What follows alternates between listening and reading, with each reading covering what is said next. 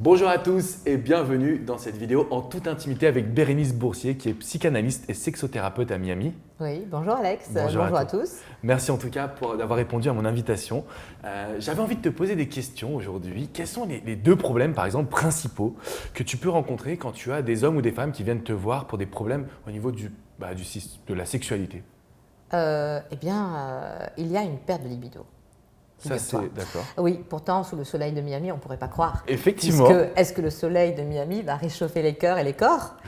Et à vrai dire, non, ça les refroidit quelquefois. D'accord. Donc, parce qu'il y a, comme on en avait parlé, une expatriation qui fait que c'est quand même assez traumatisant de changer de vie. Tout à coup, il peut y avoir une perte de libido. Perte de libido, pourquoi? Parce qu'on travaille beaucoup déjà. Parce qu'on est déjà dans la première année, on s'investit beaucoup dans le travail, on investit beaucoup d'argent, on est très stressé. L'homme, comme la femme, vont perdre un peu de leur proximité, de leur intimité. On pourrait penser que ça va les rapprocher, mais en réalité ça peut les distendre. Ça va les distancer. Pourquoi? Parce qu'ils n'ont plus le temps. Figure-toi que même si la dame ne travaille pas et qu'ils ont 1, 2, 3 enfants, ils ont quelques enfants, le monsieur a investi de l'argent, il travaille, ou alors il était envoyé par sa compagnie et donc là c'est une nouvelle aventure, il travaille et en même temps il est envoyé en Amérique du Sud très souvent, donc il voyage pas mal, la femme est seule avec les enfants, ça ne les rapproche pas. La femme a son statut d'épouse, d'expatriée, d'épouse et mère de famille et le monsieur a continué sa carrière professionnelle. Donc la femme à un moment donné, très très rapidement, elle n'est pas stimulée dans sa libido parce qu'en même temps, elle est que mère de famille, elle essaie de s'en sortir dans sa vie sociale, mais elle n'est pas stimulée. Et le monsieur part beaucoup, travaille beaucoup, parce qu'ici, on travaille beaucoup, il faut le savoir. Il faut savoir qu'à Miami, aux États-Unis, on travaille beaucoup. Voilà, si on veut arriver à faire quelque chose. Donc la perte de libido arrive très très vite. Perte de libido veut dire, on a moins le temps, de s'embrasser, on a moins le temps de se faire l'amour aussi, parce qu'en même temps, il y a d'autres choses à faire. Les week-ends, très souvent, on va chez des amis, on sort, ici on sort beaucoup, et en même temps, si on ne sort pas, on est fatigué. On est fatigué, monsieur qui rentre de ses voyages professionnel est fatigué, ou même s'il n'est pas en voyage professionnel, il a investi dans une affaire, il est obligé de gérer cette affaire, ça prend beaucoup de temps, beaucoup d'énergie, et on a moins envie. Parce que la libido, c'est quoi? C'est une énergie, l'énergie qu'on met au service de la sexualité. Et quand on met trop d'énergie dans son travail, on n'a plus d'énergie, on n'a plus envie de faire du sexe. Ou pour sa famille. Voilà, on n'a plus envie on n'a plus de désir. Et donc on a un peu moins de désir, on a de moins en moins de désir, et le couple se distance très rapidement. D'accord. Et vis-à-vis, par exemple, alors là, on parlait de la femme qui perd un petit peu son désir, qui perd sa personnalité, mais la majorité des hommes qui vont venir te voir, quelle est leur problématique à eux? Eh bien, c'est assez étonnant, figure-toi, parce qu'il y a beaucoup de jeunes hommes qui viennent me voir et qui ont des problèmes d'éjaculation précoce. C'est un sujet qui est à la mode, entre guillemets, si on peut dire ça, comme ça, en France. C'est-à-dire que c'est le cas en expatriation, c'est le cas pour les hommes d'une manière générale, quand tu les vois, toi, au quotidien? Pas en général, mais c'est-à-dire le jeune homme qui arrive ici, pourquoi va-t-il perdre sa libido ou alors va-t-il devenir éjaculateur précoce? Parce que déjà, il y a une pression professionnelle assez importante. Il faut savoir aussi que quand on avait sa petite amie en France, je parle des hommes qui ont entre 25 et 32, 33 ans à peu près, des jeunes hommes. Donc, ils avaient leur petite amie avec qui ils étaient depuis 1, 2 ans, voire 3 ans. Ils décident de s'expatrier parce qu'ils ont une opportunité professionnelle ici. Donc, pour que leur petite amie puisse venir, ils sont obligés de se marier pour avoir le visa, donc pour que ça soit légalisé. Et donc, à ce moment-là, il y a une pression chez le jeune homme, par exemple, si c'est l'homme. Il n'avait pas envie de se marier, il aimait bien cette relation avec cette jeune femme, c'était cool, sympa. Et là, il est obligé de se marier. Donc, il porte et le visa et cette relation. Il se sent prisonnier de cette relation. Il n'a plus trop envie, il est moins excité. Et donc, donc perte d'envie et l'éjaculation précoce arrive très très vite. C'est-à-dire, on n'a pas envie, on est stressé. C'est un stress, l'éjaculation précoce, il faut le savoir. Donc là, tu viens de dire une phrase qui est importante pour moi. Tu dis devenir éjaculateur précoce. C'est-à-dire qu'on peut ne pas l'être, mais le devenir par des événements de vie, le stress. Oui, absolument, c'est psychologique. D'accord. Oui. L'impact psychologique peut amener la personne à ne plus avoir de libido, à ne plus avoir d'envie, et à devenir éjaculateur précoce. Donc, c'est-à-dire, c'est une mauvaise, la relation sexuelle, l'envie sexuelle est complètement inhibée, déviée de son parcours, puisque à ce moment-là, on a envie vraiment de faire l'amour d'une façon normale, mais on n'y arrive pas, on n'y arrive plus, parce qu'on est tellement stressé. Il y a un stress qui est arrivé dans la vie de l'individu et donc l'homme n'arrive pas à se contrôler. Et toi, en tant que sexothérapeute, comment ça se passe? Combien de séances il faut? Quels sont les exercices, par exemple, que tu peux proposer à un homme? Est-ce que ça prend du temps? Est-ce que c'est court? Comment tu travailles? Comment tu fonctionnes? Si, par exemple, j'étais éjaculateur précoce et que je venais te voir, qu'est-ce que tu pouvais me conseiller ou comment tu vas travailler, entre guillemets? Ok, donc alors je dois te dire que chaque cas est unique. Là, on est d'accord là-dessus. Je ne peux pas te dire, toi, peut-être en 2 séances, ça va aller bien. Peut-être que l'autre, il lui faudra 10 séances, tout dépend de ta problématique. Donc on va parler d'abord de ta problématique. Parce qu'en expatriation, c'est vrai qu'on n'a plus sa zone de confort, j'en reviens à ça, et que tout explose. Donc ça explose et ça touche la vie sexuelle de l'individu. Donc tu viens me voir, tu as un problème, déjà c'est difficile d'en parler pour un homme. Effectivement. Déjà avec une femme. Donc alors on vient me voir et on tourne autour du pot. On tourne, on ne va pas en parler directement. C'est un peu délicat. Donc on en parle peut-être à la 2e séance. On commence à en parler, ou 3e ou 4e. J'ai un patient, au bout de la 10e séance, il m'en a parlé. Il n'y arrivait pas. Il parlait d'autres choses, il parlait qu'il n'était pas bien, il n'avait plus envie de son travail, et que avec son père ça n'était pas bien, mais il n'a pas osé. C'est vraiment, il a fallu lui arracher par les forceps ce qu'il y avait, ce qui l'embêtait. Donc chaque cas est unique, donc je vais travailler suivant le cas de la personne. Ensuite, ce qu'il faut faire, c'est déjà reprendre confiance en soi. Donc on va travailler sur la confiance en soi. Déjà, c'est important. Enlever le stress, diminuer le stress pour que la relation sexuelle se passe mieux. Diminuer le stress, tout dépend ce qui t'a causé du stress. On va le diminuer, on travaille là-dessus. Et puis après, il y a au niveau pratique, pour l'homme, pour essayer de tenir un peu plus longtemps, il y a des positions à adopter. Qui sont importantes. Donc la position la plus fréquente, il vaut mieux que la partenaire se mette sur l'homme. Parce que l'homme va éjaculer d'une façon plus lente. Si l'homme est sur la partenaire, ça va être plus rapide. Donc ça, c'est le b.a.-ba déjà. Ok, très bien.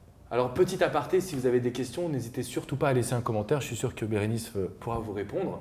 Moi, j'avais encore une question pour toi aujourd'hui. Oui. On parle souvent justement de l'impact du soleil sur la libido, de l'impact sur la vie d'une manière générale. Plus c'est cool, plus on est bien et plus on va avoir une libido ou alors une sexualité. Comment on explique que finalement à Miami, puisque c'est là où on se trouve tous les deux, il y ait des problèmes sexuels pour les couples? Comment on peut expliquer que finalement ce ne soit pas si merveilleux que ça? Et comment tu peux aider toi les couples? Est-ce que tu reçois 2 personnes en même temps? Est-ce que c'est la femme ou l'homme? Comment est-ce que tu fonctionnes également? Alors, pour te répondre, tu as des problèmes de couple partout dans le monde, que ce soit à Miami, que ce soit à Paris, que ce soit à Hong Kong, à Cuba, n'importe où. Donc, parce que là, on est à Miami et que sous le soleil, on se dit, c'est beaucoup plus facile, ça va aller. Donc, et à vrai dire, sous le soleil, on a une vie au quotidien, on a une vie routinière. Donc, on a des désaccords, donc on va pas être bien non plus. Donc, sous le soleil, c'est vrai qu'on pense que ça va être plus facile. On pense tellement que ça va être plus facile que des fois, on fait moins d'efforts. Effectivement. Aussi. Effectivement. C'est assez ambigu, mais c'est comme ça que ça se passe. Alors, quand il y a un problème de couple, on m'appelle et j'aime bien voir les personnes en même temps. Donc, et ensuite, je vais voir le couple une première fois et ensuite, je propose de voir les individus d'une façon différente, donc séparée. Puisque chacun a son mode de fonctionnement et qui n'est plus le fonctionnement du couple. Donc, et quand on les voit en première instance, dans une première session, le couple, c'est-à-dire, c'est assez amusant de les voir faire, ils sont assis, mais presque dos à dos. Donc, parce qu'ils ne se comprennent plus, ils ne s'entendent plus. Même on les entend, je les écoute, je ne comprends pas ce que tu me dis, mais je n'ai pas entendu ce que tu me dis. J'ai l'impression qu'il y en a un qui parle le chinois et l'autre le russe. Donc, parce qu'ils sont opposés, ils sont en opposition. Donc, ils ne sont plus du tout sur la même longueur d'onde. Donc, et on les voit, ils s'assoient comme ça, opposés. Donc, je leur propose de les voir individuellement pour traiter qu'est-ce qui se passe, parce qu'on n'ose pas des fois en parler au sein du couple, et c'est pour ça qu'il y a justement ce problème, parce qu'il y a point ou plus ou une pas bonne communication. La communication, elle est cassée. Donc, reprendre la communication, c'est d'abord savoir qu'est-ce qui se passe dans les individus. Donc, je prends les individus d'une façon individuelle. Donc, je les vois en session, à part, pendant, ça dépend des problèmes, mais 2-3 fois. Et après, je remets le couple ensemble. Donc, et on en reparle. Et quand je vois que le couple commence à se regarder, la chaise est un peu plus tournée l'un vers l'autre, je me dis tiens, il y a déjà un mieux, ça va déjà mieux. Donc c'est comme ça que ça se passe. Et ensuite, bon, ça dépend de la problématique. Donc en principe, tu sais, quand on parle dans le couple, c'est la meilleure des thérapies. Quand on parle de tout. Mais on a peur des fois de parler de tout. À part, s'il y a une infidélité, si l'homme ou la femme est amoureux de quelqu'un d'autre, ça c'est autre chose. Mais s'il n'y a pas une infidélité, s'il n'y a pas un tiers au milieu du couple, tout peut s'arranger, du moment qu'on l'a décidé. Super. Et d'ailleurs, alors, moi je dis souvent qu'on ne parle pas assez d'amour, surtout en France d'ailleurs dans notre culture, on ne parle pas assez de coaching, on ne parle pas assez de sexothérapie. Est-ce que tu es d'accord avec cette vision pour toi? Est-ce que tu vois une différence? Est-ce que les Américains sont plus ouverts à la sexothérapie que les Français ou pas forcément? Alors, eh bien, écoute, je trouve qu'aux États-Unis, on parle beaucoup moins d'amour. C'est vrai? Eh bien, oui, j'ai écrit un article là dernièrement, la différence qu'il y a entre la relation entre les Américains et les Français. Parce que ici, c'est très compliqué. Et quand tu es français, tu ne comprends rien. Est-ce que tu as compris quelque chose, toi, dans les relations en ce moment? Qu'est-ce qui se passe aux États-Unis? Ah oui, c'est très compliqué. C'est des codes qui sont vraiment différents. Ah ouais, les codes, voilà, tu as raison, ce sont des codes. Ici, c'est le dating. Alors, tu dates. Ouais. tu dates. Ça veut dire que le dating, pour vous expliquer, ce sont des rendez-vous. Mais on a un rendez-vous, mais ce n'est pas pour ça qu'on va embrasser la personne. Il n'y a aucune déclaration d'amour. On ne parle jamais d'amour aux États-Unis. Il faut le savoir. Les gens sont très pudiques. Donc, il manque de romantisme aussi. Donc, on date, jusqu'à ce qu'il y en ait un. En principe, normalement, ça doit être l'homme qui va dire, bon, do you want to be my girlfriend? Ça veut dire, est-ce que tu veux être ma petite amie? Voilà, au bout de 2 dates, 3 dates, 4 dates, un mois de date. Donc, on ne sait pas trop, mais il n'y a pas de romantisme. Ouais, ça, je suis d'accord avec toi. Ça manque de romantisme, vraiment. Donc, tandis qu'en France, dans notre pays, il y a quand même plus de romantisme. Il y a plus de petites choses qui vont faire qu'on va séduire. On est dans la séduction en France. Le français est séducteur. Donc, l'américain n'est pas séducteur. Par exemple, une fille va lui plaire, il ne va jamais oser la voir. En général, je parle, hein. Donc il y en a bien sûr qui le font, mais il ne va pas la voir comme ça directement. Il va demander à un copain, une copine, un machin, en disant « tu sais, elle me plaît un peu », mais il ne va jamais essayer de la séduire. On n'est pas dans le frontal ici. On ne va pas directement, l'homme ou la femme ne vont pas directement se voir, se rencontrer et se séduire. Non, on est dans les dates. C'est compliqué. Et on parle peu de sexe ici. Alors voilà, je réponds à la question. C'est vrai que quand je dis je suis sexothérapeute, I have to talk to you. Je dois te parler.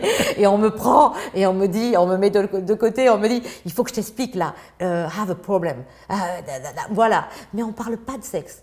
On a l'impression de beaucoup en parler, on a l'impression de beaucoup le voir. Tu as vu à Miami, comme les filles sont dénudées, donc elles sont très sexy. On a l'impression, mais à vrai dire, on n'en parle pas beaucoup. C'est assez bizarre, hein, mais on en parle peu et on en parle mal. Si on en parle. Et est-ce que tu sens que les gens sont quand même ouverts à la sexothérapie, par exemple, quand ils ont des problèmes dans leur couple, ou ils attendent le dernier moment, presque la rupture, pour te contacter? Peut-être que par rapport à la France, si on fait une comparaison, ils vont peut-être y aller. Oui, ils vont essayer de trouver une solution. Ça ne va pas aller. Oui, ils vont plus facilement contacter une sexothérapeute. D'accord. Oui, peut-être plus facilement. Mais parce que je te dis, ils n'en parlent pas. C'est tabou le sexe. Il faut le savoir. On est dans un pays qui est pudique. Même en France, hein, je trouve que quand même pour les couples qu'on peut avoir, les personnes parlent très très peu de sexe ou de sexualité. C'est pas ce que tu as vécu toi dans tes expériences? Je trouve qu'en France, ça dépend des familles, ça dépend des régions, ça dépend de plein de choses, mais je trouve qu'en France, on en parle quand même un peu plus. Un peu plus. On est un peu plus, tu sais, le français, c'est l'homme le plus sexy du monde, et la française, c'est la femme la plus sexy du monde. Ça veut dire bien quelque chose. C'est pas sexy porno, c'est sexy, beau, séducteur. C'est ça. Et on a cette réputation-là. Donc, on est quand même un peu plus ouvert à la sexualité ou à la relation amoureuse, au romantisme. Donc, le français va peut-être un petit peu moins en parler, mais plus le faire alors. D'accord. Oui, plus Super. le faire. Oui. C'est ça. Ici, peut-être qu'on va en parler comme ça, enfin, on va en rire, mais on va moins le faire. D'accord. Ouais, c'est ça. On va moins passer à l'action. Ah, oui, absolument. D'abord, D'accord. il faut dater. Effectivement. Il faut dater, oui. Alors, imaginons qu'on soit expatrié, qu'on a envie de te contacter, qu'on ait des problèmes. Je ne vous le souhaite pas du tout d'avoir des problèmes de sexualité, mais même si on n'est pas expatrié, s'ils sont en France Alex, et qu'ils on ont a envie… tous des problèmes. Ouais. Mais non, mais c'est vrai qu'on a tous des problèmes.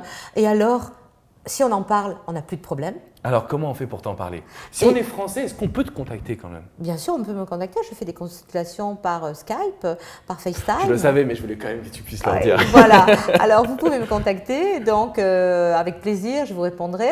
Et puis, on peut faire une consultation par Skype, par FaceTime aussi. Donc, je rappelle mon numéro de téléphone peut-être encore. Dans cette vidéo aussi. Oui, plus 1 786 238 90 83. Et puis par mon site internet ou bien par mail psyberenice@gmail.com ou bien www.psyberenice.com. Alors merci beaucoup Bérénice pour tous ces conseils. N'hésitez vraiment pas à prendre contact avec elle. Je peux vous garantir que si vous avez un problème de couple, de sexualité ou d'expatriation, c'est vers elle qu'il faut se tourner. Merci beaucoup Bérénice. Ah, merci à toi Alex, c'est un plaisir de répondre à toutes tes questions et c'est un plaisir aussi de pouvoir vous aider. N'hésitez pas à me contacter, quel que soit votre problème, quelle que soit votre question aussi. À vrai dire, tout problème peut être résolu très rapidement. C'est vrai, je suis d'accord avec toi là-dessus. Très très vite. Merci beaucoup. Merci à toi. Ciao, ciao les amis. Au revoir.